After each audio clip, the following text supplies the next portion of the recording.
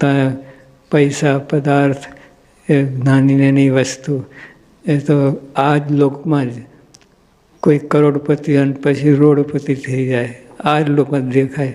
આ તમે યુગાન્ડાથી દોડીને આવ્યા, શું બીજા તો મર્યા પછી મૂકીને જાય, આ તો જીવતા મૂકીને.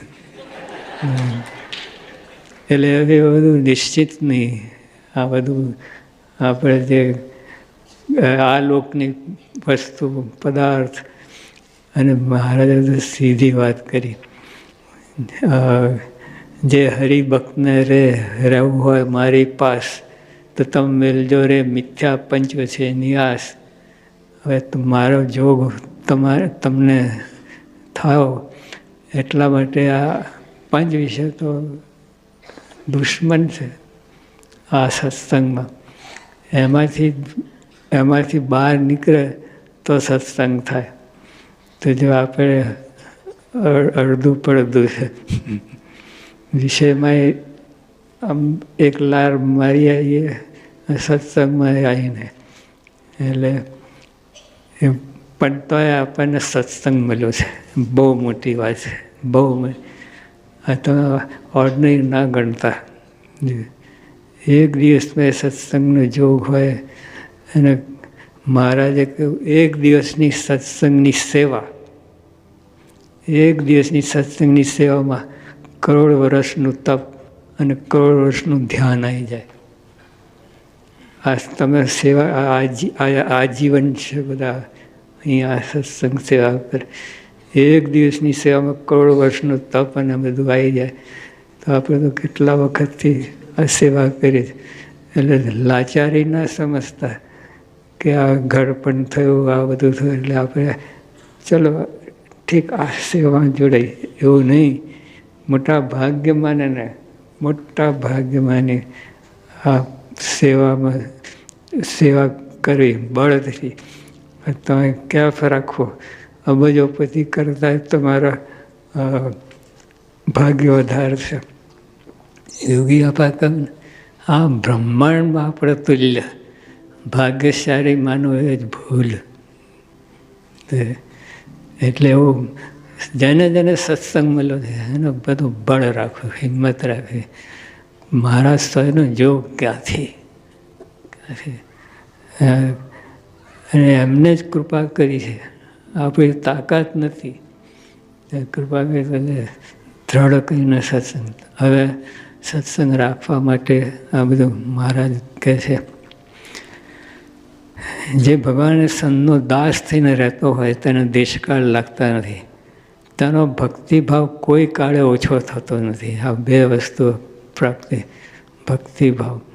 આપણે ભગવાન સાથે જોડાવા માટે ભક્તિભાવ જોઈએ, બીજો કોઈ કામમાં ના આવે. બધા ધ્યાન તપ વૈરાગ એ બધું મહારાજના વખતમાં હતા. ત્યાગી વૈરાગી જ્ઞાની તપસ્વી અંતર્યામી બધા હતા એવા. પણ મહારાજે એકાંતિક ભક્ત એટલે ભક્તિ એને પોષણ આપ્યું, અને એ મહારાજને ગમતું. બીજા બધાને પોષણ આપ્યું છે મારે, તપ ત્યાગ ધ્યાન બધા, પણ ભક્તિભાવ એટલે ભગવાન સાથે ભક્તને જોડાવા માટે ભક્તિભાવ જોઈએ, બીજા કોઈ સાધન કામમાં ના આવે. એ ભક્તિભાવ એટલે ભગવાન સાથે એક તાર થવાની વાત છે. તો આ જે દાસ થઈને રહે, ભગવાન સંતનો દાસ થઈને રહેતો હોય એ દેશકાળ લાગતા નથી. એક તો એ વાત કે સત્સંગ મૂકીને જાય જ નહીં. ગમે એવું એને દુઃખ આવે સુખ આવે પણ સત્સંગ મૂકીને જાય જ નહીં. સુખ આવે તોય જતો રહે, બધું સુખ મળે ને ગયા જેવો જ હોય. અને એટલે સત્સંગ મૂળ, બીજું દુઃખ આવે સુખ આવે એ બધી વસ્તુ જુદી, પણ સત્સંગને પકડી રાખવા. સત્સંગમાં દાસપણું જોઈને શ્રી હરિ જનોનો સત્સંગ નક્કી કરતા. હવે કાપડ છે ને એ મીટરથી મપાય, અને પાણી છે લીટરથી મપાય, અને સત્સંગી કેવી રીતે મપાય? દાસ ભાવ. એનો જેટલો દાસ ભાવ સત્સંગમાં રહે, બાપ ભાવ નહીં. આપણે એ રીતે જ વર્તતા હોય છે સત્સંગમાં. આમ સત્સંગનો કેફ એ રીતે નહીં. જેમ ગુણાતીતાનંદ સ્વામી જેમ મહારાજનો મહિમા સમજે એટલે વધારે દાસ થાય. એટલે સ્વામીની વાત તો છે જ નહીં, પણ બીજા હરિભક્તો જેમ જેમ મોટો પાવે એમ એમ દાસ થાય, બાપ ના થાય. અને આપણને જેમ જેમ મોટો પાવે આમ બીજો રંગ લાગતો હોય, એ ખોટો ને. સત્સંગમાં દાસ ભાવ, મહારાજે વાત કરી, સત્સંગમાં દાસપણું જોઈને શ્રીહરિજનોનો સત્સંગ નક્કી કરતા.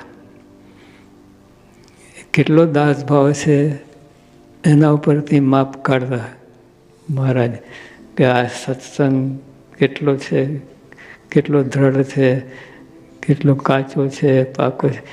એના દાસ ભાવથી બીજે કોઈ વસ્તુથી મહારાજ નક્કી ના કરે.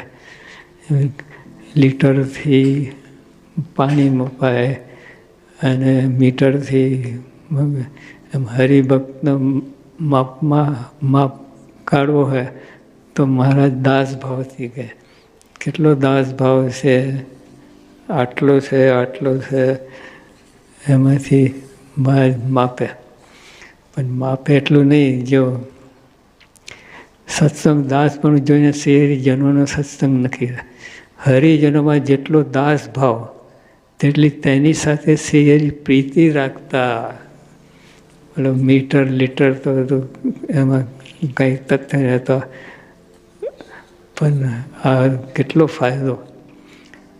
ભગવાન પ્રીતિ રાખે તમારે સાથે, એ જ કરવાનું છે. કરવાનું તો એમાં નંબર લાગે છે આપણને. દાસ ભાવ જેટલો દાસ થયો એટલે ભગવાન તમારી સાથે પ્રીતિ રાખે, જે કરવાનું છે એ થાય. સત્સંગ દાસ પણ જોઈને શ્રીજનોનો સત્સંગ નક્કી કરતા. હરિજનોમાં જેટલો દાસ ભાવ તેટલી તેની સાથે શ્રી પ્રીતિ રાખતા. પછી બીજું આગળ, તેનો ભક્તિભાવ જોઈ અંતર શુદ્ધ થાય, દોષ ટળે તેની ચાળ અંતરપણે રાખતા.